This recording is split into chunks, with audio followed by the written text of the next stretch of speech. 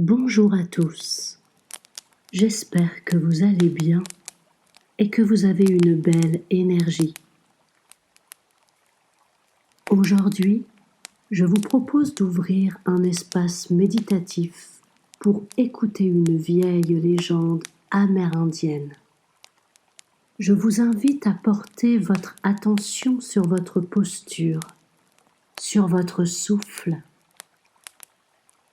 Il s'agit de la légende des 2 loups. On ne connaît ni son origine, ni la date où elle a été contée la première fois. C'est une vieille légende et il y a de nombreuses manières de la raconter. Aujourd'hui, je vous propose une version unique de cette histoire.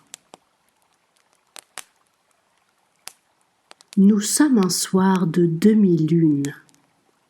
La nuit est tombée. Le chef de la tribu siège en bonne posture en face du feu. Un moment de partage vient de se terminer. L'ensemble des membres de la tribu ont regagné leur tente.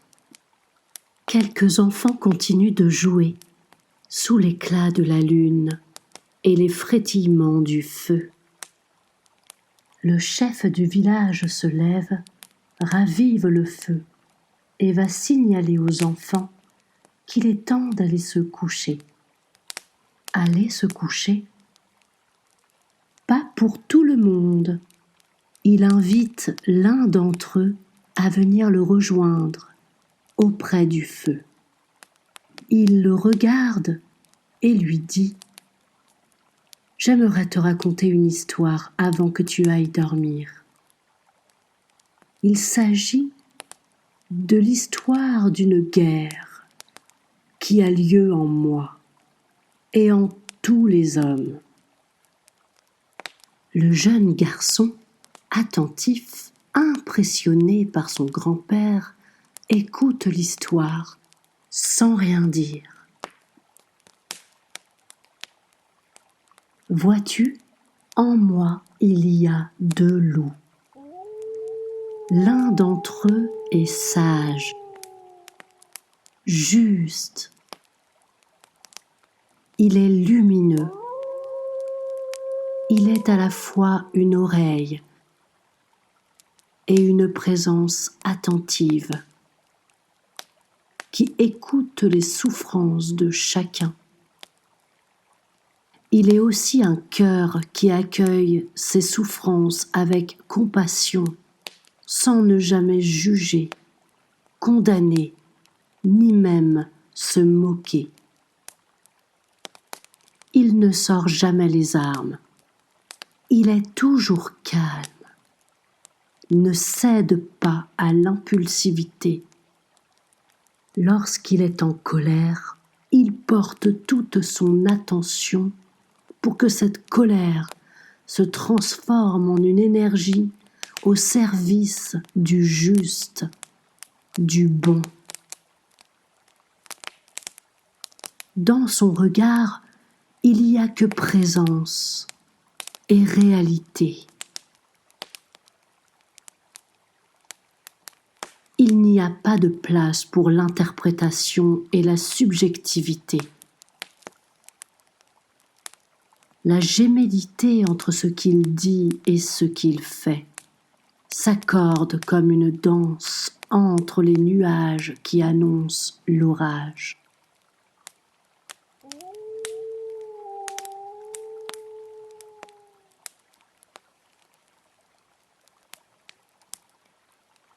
Il existe un autre loup en nous, les hommes. Il s'agit du loup noir.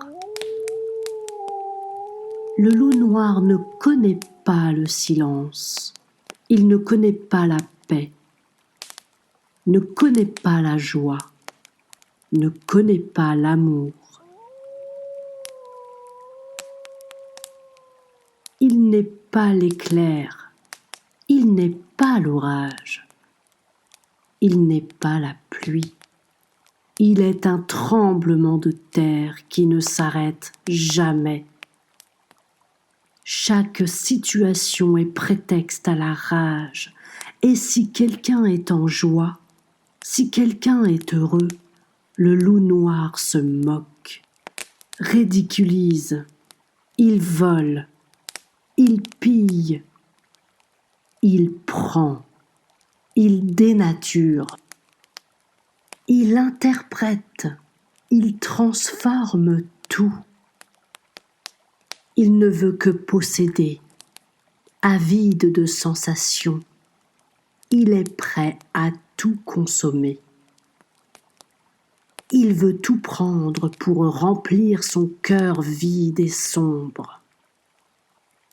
Cela fait si longtemps qu'il est en rage qu'il a remplacé l'énergie d'amour naturelle qui siégeait dans son cœur par une énergie de haine, de violence, qu'il dirige pour commencer sur lui-même et pour finir qu'il répand tout autour de lui comme une gangrène qui ne s'arrête pas à son propre corps.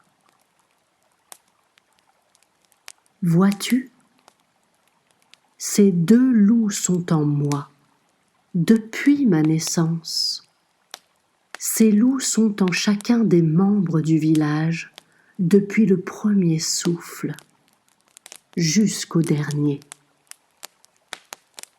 Le jeune garçon qui écoutait attentivement l'histoire, répondant avec son regard aux différentes intonations de son grand-père, sortit du silence pour demander « Mais, grand-père, à la fin, lequel des deux loups gagne ?» Le grand-père lui répondit « Celui qui gagne, c'est celui que tu nourris. » Puisque tu m'as posé une question, à moi de te poser une autre question. À ton avis, qui es-tu dans cette histoire ? Interpellé, le jeune garçon répondit « Moi, je suis le loup blanc. Je suis la lumière. Je suis l'amour. Je veux partager, donner, apprendre.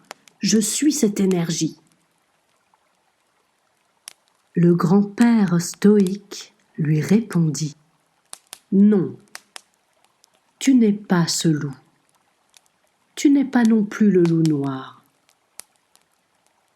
Je te laisse un instant, le temps de réfléchir pour me dire qui tu es. »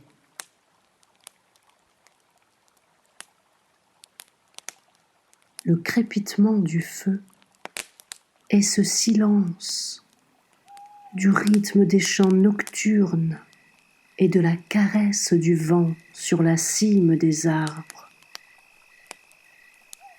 On sentait dans ces lieux une présence divine, comme la puissance de la terre qui respire en même temps que nous.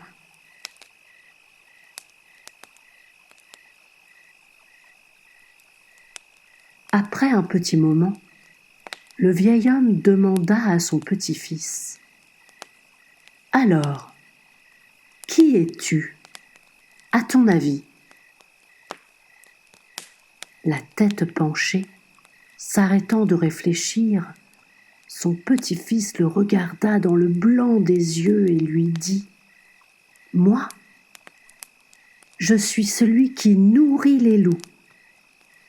Et je préfère nourrir la lumière. Je préfère nourrir le loup blanc. Voilà qui je suis. » Un grand sourire illumina le visage du grand-père, qui se leva presque aussitôt et lui dit « C'est bien, tu as compris mon histoire. »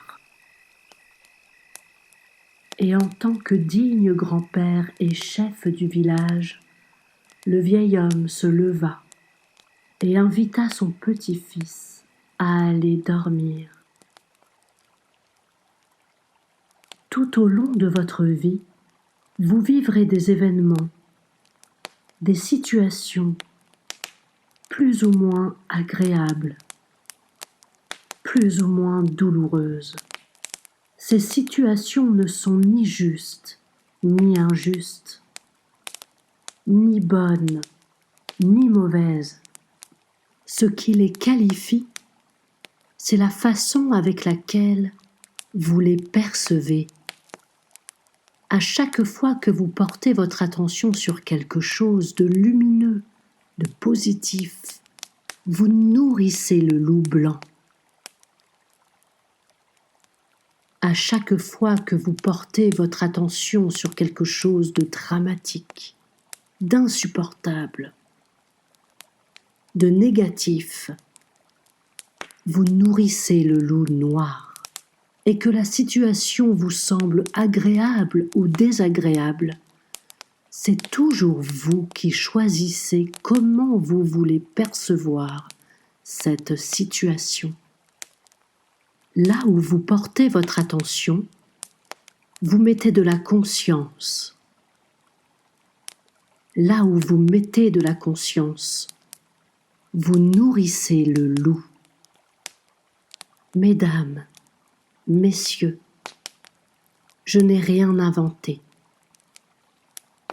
Je ne fais que raconter une histoire déjà contée depuis bien longtemps. J'espère vous avoir enchanté. Je vous souhaite à tous une excellente journée. Et quand la vidéo est terminée, on dit couper. Lumière et bénédiction sur vous tous.